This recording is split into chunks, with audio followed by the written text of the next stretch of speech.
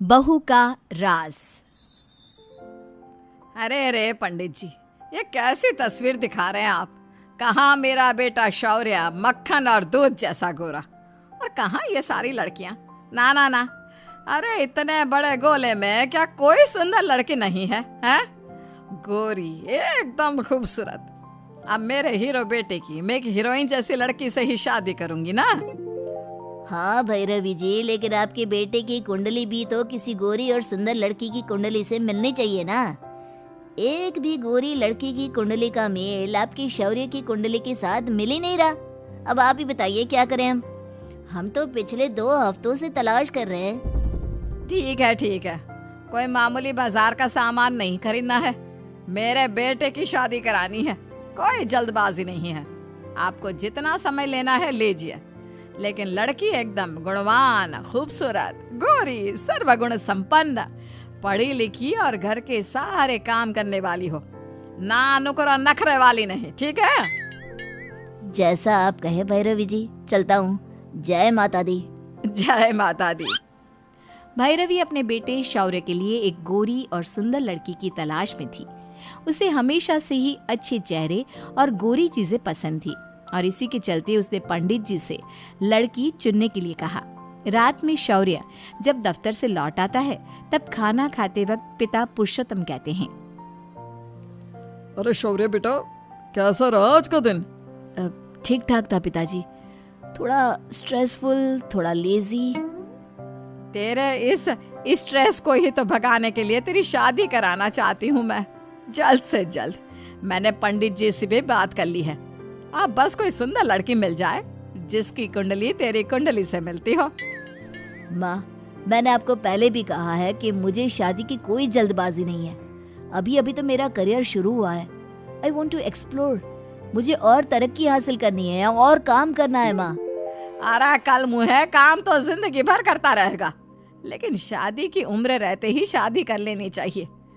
अरे अभी शादी नहीं करेगा तो क्या बुढ़ापे में लाठी के साथ फेरे लेगा, हैं? बात करता है। चुपचाप ये फुल्का खत्म कर, और ये दाल भी। खाने पे कितने नखरे करता रहता है। 2 घंटा पसीने में गैस के सामने खड़े रहकर इतनी मेहनत करो, और फिर ये महाशय ऐसे मुंह टेढ़े मेढ़े करते हैं। न जाने कब मेरी बहू आएगी और इन सब से मेरा पीछा छूटेगा। 2 दिन बाद पंडित जी एक सुंदर लड़की का रिश्ता लेकर आते हैं, जिसकी कुंडली शौर्य की कुंडली से मिलती है। लड़की का नाम कोयल होता है और उसके माता पिता का नाम देविका और रामचंद्र। दोनों परिवार रिश्ता पक्का करने के लिए एक साथ आते हैं, और जब भैरवी कोयल को देखती है तो वो उसे देखकर पूरी तरह आश्चर्यचकित रह जाती है। कोयल ने खूब सारा मेकअप किया होता है। नमस्ते भैरवी आंटी। अब नमस्ते नमस्ते बेटा। वैसे तुम नैन नक्श से तो बहुत सुंदर हो, लेकिन तुमने इतना सारा मेकअप क्यों थोपा हुआ है? पक्का मेकअप ही है या घर का आटा लगा कर आई हो सच के? नहीं, दरअसल मुझे ना मेकअप करने का बहुत शौक है। बचपन से हीरोइन बनने का सपना रहा है, लेकिन बस पूरा नहीं हुआ। क्या हुआ भैरवी जी, पुरुषोत्तम जी, आपको कोयल कैसी लगी? हाँ शौर्य बेटा, तुम भी बताओ, क्योंकि हमारी तरफ से तो ये रिश्ता फुल ऑन पक्का है भाई। भैरवी कोयल को अच्छी तरह निहारती है और फिर 1 मिनट तक सोचने के बाद वो अपना फैसला सुनाती है। ठीक है, हमें भी ये रिश्ता मंजूर है। चलिए मुंह मीठा करते हैं। शौर्य बेटा, तुझे तो कोई एतराज नहीं है ना? नहीं पापा, मुझे कोयल बेहद पसंद आ गई है। और फिर कोयल और शौर्य का रिश्ता पक्का हो जाता है और उन दोनों की पूरे विधि विधान के साथ शादी होती है। शादी के बाद भी दिन भर कोयल अपने चेहरे पर मेकअप लगाकर घूमती रहती, और तो और हाथ पर भी मेकअप लगाती है। भैरवी को ये सब बातें थोड़ी खटकने लगती है। ये कोयल बहू दिन रात चेहरे पर मेकअप शेकअप लगाकर ऐसे क्यों घूमती रहती है? वो कोयल से ही पूछ लेती है। कोयल बहू, या तुम 24 घंटे मेकअप लगाए क्यों रहती हो? अब तुम थोड़ी ना कोई फिल्म स्टार हो जो तुम्हें दिन के 12 घंटे वो शूटिंग करनी रहती है और मेकअप लगा कर ही रहना पड़ता है। माँ जी, अब मैं आपको क्या बताऊं, मेकअप के बिना मैं रह ही नहीं पाती, चाहे कितना भी कुछ कर लो। माना कि मैं फिल्म की हीरोइन, फिल्म एक्ट्रेस नहीं हूँ, लेकिन फिर भी आई लव मेकअप। मेकअप और मेरा रिश्ता एकदम अटूट है, पवित्र है, और मुझे और मेकअप को कोई अलग नहीं कर सकता। नेवर। मेकअप है तो जिंदगी है। अरे ये क्या बेसर पैर की बातें किए जा रही है ये लड़की। माँ, अगर कोयल को मेकअप करना पसंद है तो फिर उसे करने दीजिए ना मेकअप। कोयल के मेकअप लगाने से कोई प्रलय तो नहीं आ जाएगा ना।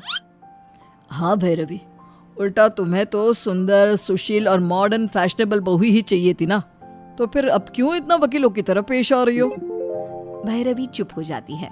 फिर रात में सोते समय भी कोयल अपना मेकअप नहीं उतारती और मेकअप में ही सोने जाती है। तभी कमरे के पास से गुजरते वक्त भैरवी कमरे के अंदर आती है और कोयल से कहती है, कोयल बहू, दिन का समझ में आता है, लेकिन रात को भी तुझे कोई देखने आता है क्या? तेरी भूत प्रेत डायन चुड़ैलों से दोस्ती है क्या, जो वो तुझे देखने आने वाले हैं रात के समय? हैं? नो माँ जी, पहली बात यह है कि मुझे मेकअप लगाना बहुत बहुत बहुत पसंद है। आपको बता तो दिया था मैंने पहले ही। और दूसरी बात ये है कि ये जो मेकअप मैंने लगाया है ना, वो बहुत एक्सपेंसिव है, महंगा है, और इसलिए मैं इसे इतनी आसानी से वेस्ट नहीं होने दूंगी। लगभग 4-5 दिन चलाती हूँ मैं एक मेकअप को, और फिर दूसरा लगाती हूँ। Full to full savings and all करती हूँ मैं।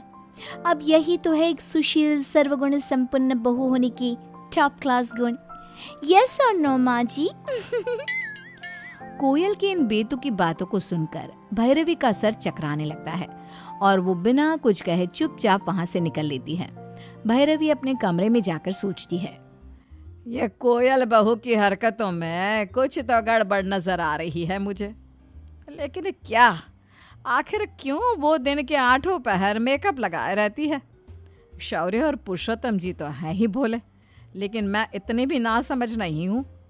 पता तो करना ही होगा कि क्या है इस बहू का राज। अगली सुबह जब कोयल नहाने बाथरूम में जाती है, तभी सास भैरवी कमरे में आकर पर्दे के पीछे छुप जाती है।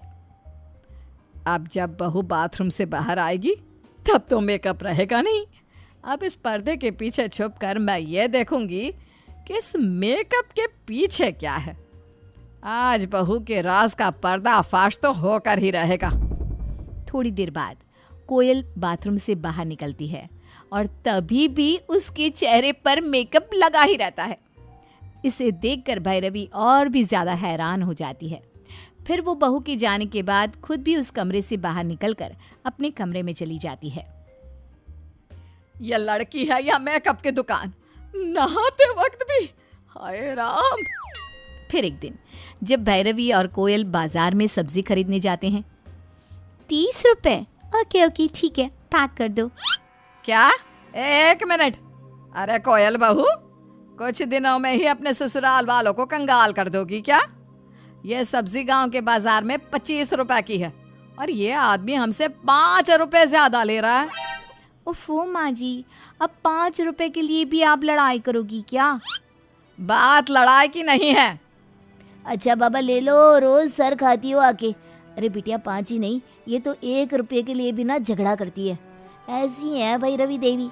ज्यादा बकवास मत कर, समझा? अरे अरे माँ जी, चलिए चलते हैं यहाँ से। दोनों आगे बढ़ ही रहे होते हैं कि तभी अचानक से बिन मौसम बारिश शुरू हो जाती है और बारिश के पानी से कोयल का सारा मेकअप भीग कर उतर जाता है और भैरवी देखती है कि उसकी बहू तो सांवली है। ये देखकर भैरवी भरे बाजार में जोर से चिल्लाती है, ये क्या? कोयल बहू, तो ये है तेरा राज? हाय हाय हाय, मेरे बेटे की दुनिया उजड़ गई रे। ये सांवली लड़की हमारे घर में घुस गई, धोखेबाज कहीं की। चल चल तू घर पे, पुरुषोत्तम जी और शौर्य को भी देखने दे तेरे इस सांवले चेहरे को। भैरवी कस के कोयल का हाथ पकड़ती है और उसे खींच खींच कर घर ले जाती है। कोयल का सांवला रंग देखकर शौर्य और पुरुषोत्तम जी भी हैरान और भौचक्का रह जाते हैं। तभी रोते हुए कोयल सबसे कहती है, मैं जानती हूँ कि मैंने मेकअप से अपने सांवले होने का राज छुपाया। मैं और करती भी क्या, बचपन से सब मुझे मेरे सांवले होने के कारण चिढ़ाते थे और नाम रखते थे। स्कूल में, ट्यूशंस में, गली में, मोहल्ले में, जहाँ जहाँ मैं जाती हर जगह मुझे अपने सांवलेपन के कारण बुरा भला सुनना पड़ता, जिसकी वजह से मैं बहुत ज्यादा डिप्रेशन में चली गई। फिर उम्र के साथ जब बड़ी हुई तब से मेकअप लगाकर अपने सांवलेपन को छुपाती आ रही हूँ। आई एम सॉरी माँ जी, पापा जी, शौर्य, लेकिन आप एक बार इस पूरी दुनिया को, इस समाज को मेरे नजरिए से भी देखिए, फिर आपको पता चलेगा कि मैंने ये राज छुपाकर सही किया या गलत। बहू के राज से रूबरू होने के बाद सभी मौन हो जाते हैं। अब आप ही बताइए, कोयल ने ये राज छुपाकर सही किया या गलत? अब ऐसे में क्या करना चाहिए? समाज के इस नजरिए पर क्या हैं आपके ख्याल? कमेंट में लिखिएगा जरूर, इंतजार करूंगी।